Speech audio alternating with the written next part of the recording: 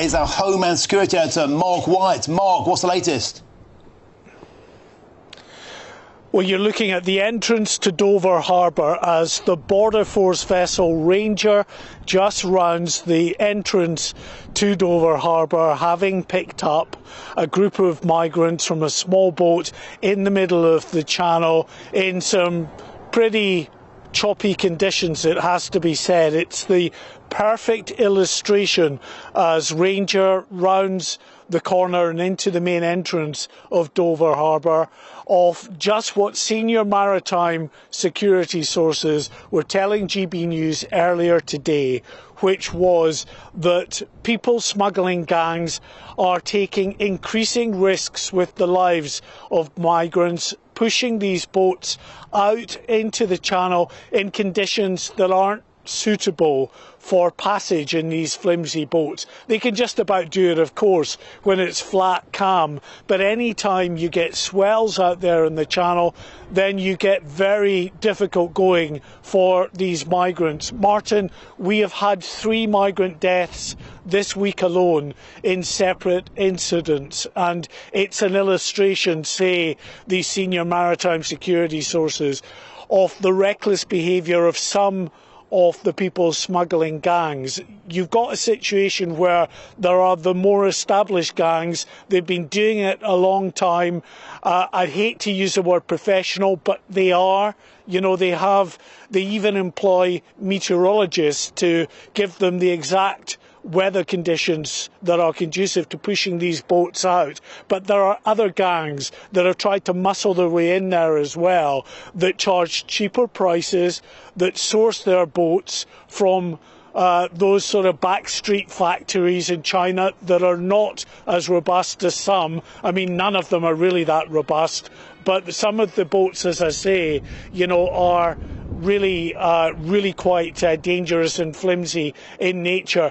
And these gangs, they don't employ meteorologists, they don't care, they just look out the window. If it looks kind of doable, then they'll try and shove these boats out. And that's what we've seen today with this boat in the middle of the channel with swells of 1.5 meters as the Border Force vessel Ranger tried to get those migrants off that boat. There was a Coast Guard plane actually sent up because they were so concerned about the potential for this boat to capsize, for migrants to end up in the water. So they had a Coast Guard plane up circling round, monitoring from above as that operation got underway. But as you say, this is now live pictures of the Border Force vessel Ranger entering its main area here at Dover Harbour next to the migrant processing centre, with, we think, about another 35 to 40 migrants on board who were taken from that small migrant boat just a little earlier.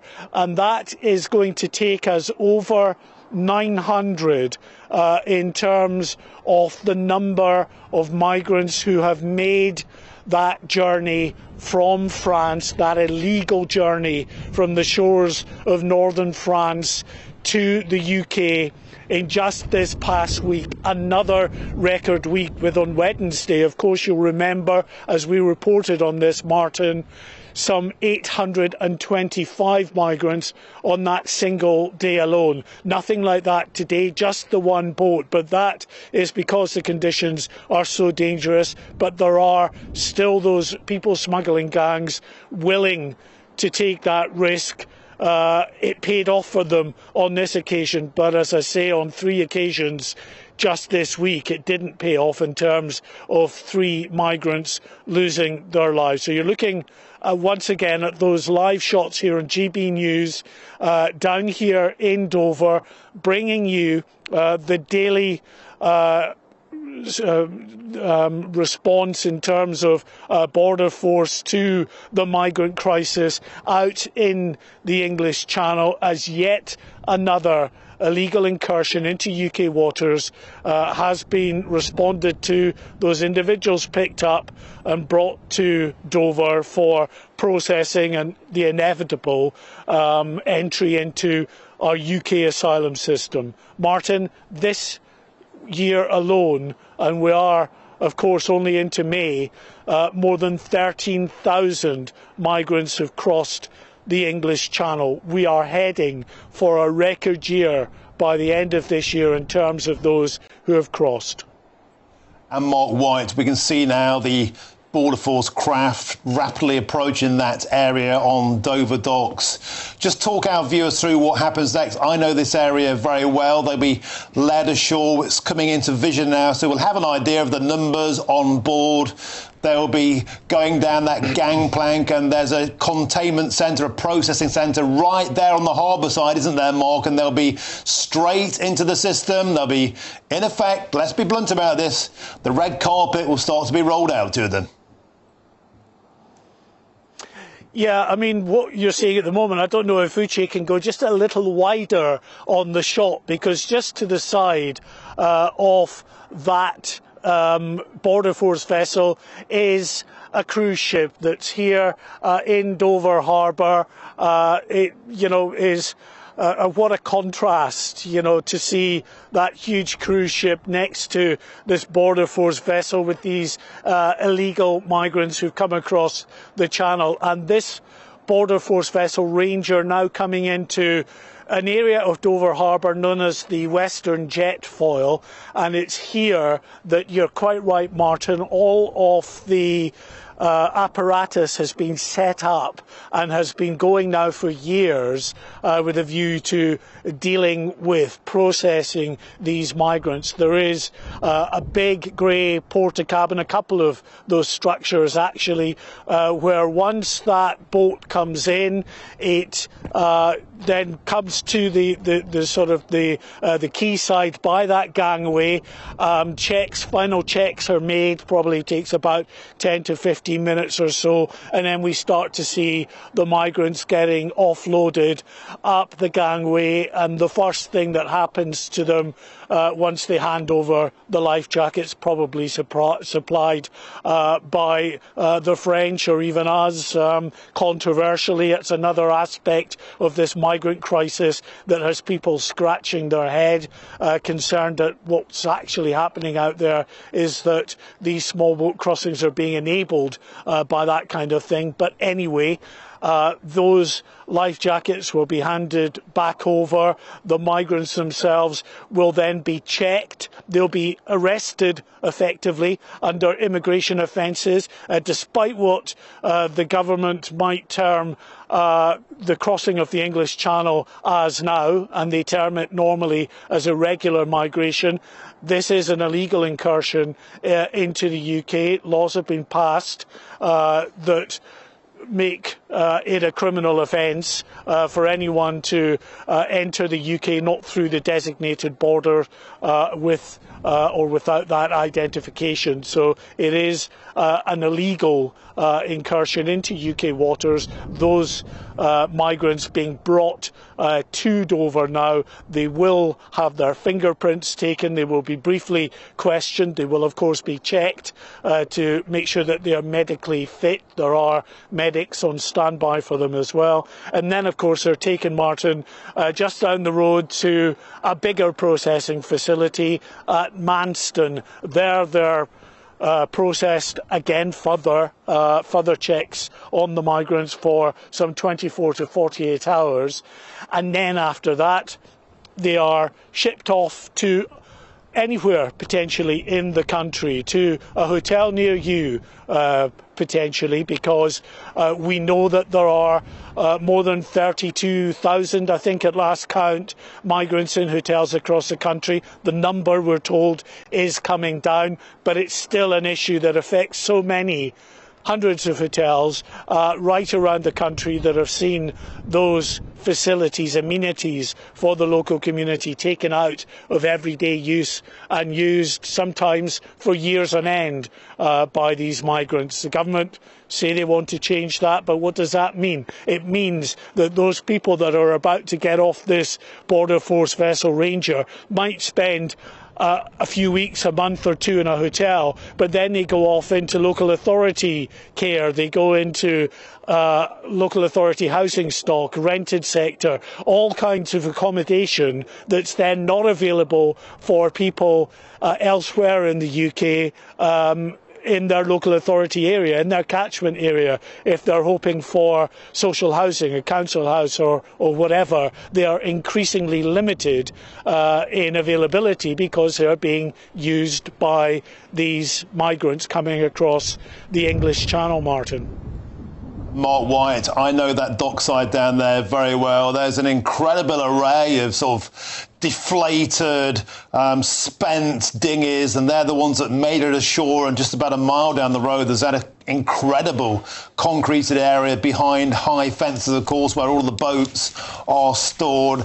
Pile after pile after pile of them, Mark White, and they're the ones that made it across. It isn't a huge conversation we're going to continue to have now, Mark, is the perilous sea conditions. Just looking at that now, you and I both know those waters are not what you would consider to be deemed to be seaworthy or safe for a flimsy, inflatable dinghy. And it just reinforces that point, Mark White. The people smugglers do not give a damn about the safety of anybody on board there. So long as they've got their money in their hands, they couldn't care less. And then there's a whole conversation then, Mark White, about the British taxpayer sending these vessels out to become almost a dependable, de facto, reliant rescue service. Surely that acts as a pull factor. The people smugglers know if these boats go into peril, they're still going to be ferried ashore.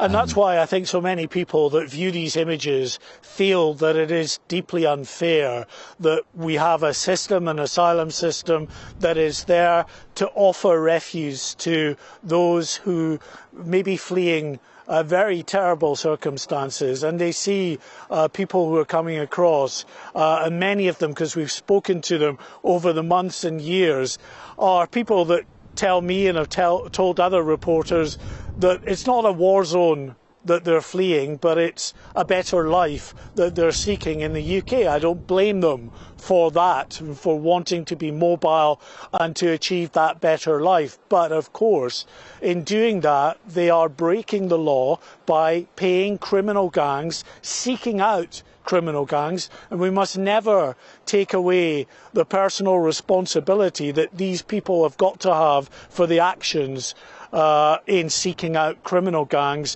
paying them thousands of pounds to smuggle them across the English Channel, try to circumvent our borders, and then enter an asylum system that for many of them it was never set up really to deal with those particular individuals who are coming here for economic migration purposes and not necessarily fleeing a war zone. Now, that is not to say that there aren't those coming across on these small boats who are leaving very terrible conditions behind, and in some cases leaving a war zone behind as well. But I have to say, in all honesty, over the years of speaking to many, many migrants who've come across to this country, either in France or here in the UK, the vast majority have always told me that they are coming to get a job and to find a better life, and it's not a war zone that they're fleeing.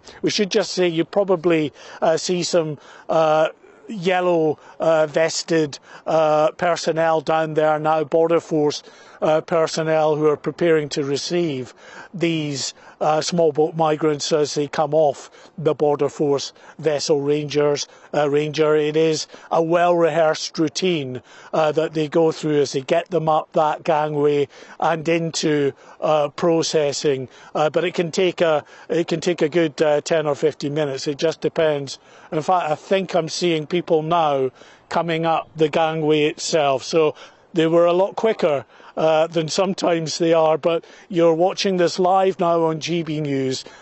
Just one crossing today because of the weather conditions out there in the Channel, but there, that small boat contingent of, we think, somewhere between 35 and 40 migrants who were pushed out by the people smugglers into the channel, made it across despite the conditions. And as I stand here on the cliff tops overlooking Dover Harbour, I'm feeling the wind picking up significantly. It was due to close in. This weather front coming in from the Atlantic was due to start closing in by mid-afternoon, and that is indeed what's happening. Looking out to sea as well, I can see the whitecaps now out in the channel, stirred up by the increasing winds out there in the channel.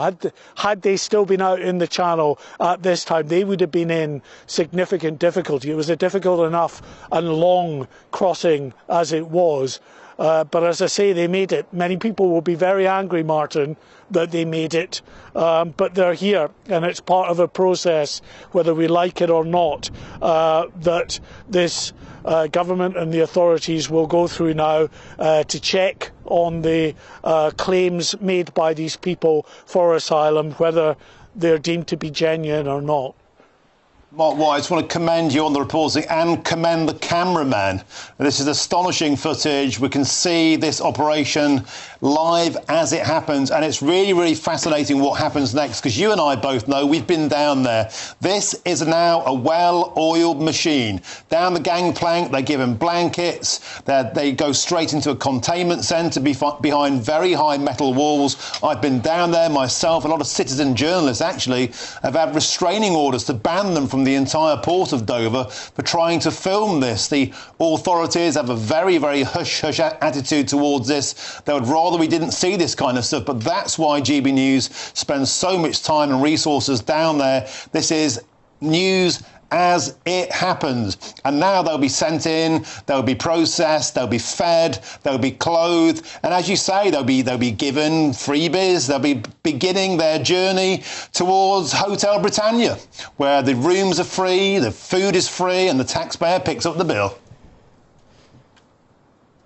Yeah, and my cameraman Uche thanks you for his thanks, and he's telling me now, because he can get a better shot than I can see with my old eyes, but he says the first group have gone into that processing centre. And you know, I wouldn't be surprised, Martin, if my contact, one of my contacts, sends me a video or two of that journey across the channel, because that's what happens. It's part of the deal with the people smugglers, that one or two individuals on these boats will document their journey, will probably take a video of their hotel, their new hotel as well, all designed to get other people across the English Channel to take up the offer from the people smugglers.